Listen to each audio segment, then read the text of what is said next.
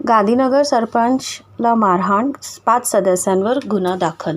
अतिक्रमित जागा वाढवून ती कायम करण्यास नकार दिल्याच्या रागातून येथील लोकनियुक्त सरपंच संदीप हिंदुराव पाटोळे यांना शिवीगाळ करून मारहाण केल्याप्रकरणी अविनाश हेगडे, सोनाली हेगडे, शोभा हेगडे, रीना अभिजित अवघडे, अभिजित अरुण अवघडे, कोयना कॉलनी राहणारे गांधीनगर यांच्यावर गांधीनगर पोलीस ठाण्यात गुन्हा दाखल झाला असून त्या दरम्यान अविनाश हेगडे, शोभा आणि सोनाली हेगडे यांनी आपल्या दारात पाण्याची टाकी बसवू नये अशी भूमिका घेत शिवीगाळ करण्यास सुरुवात केली.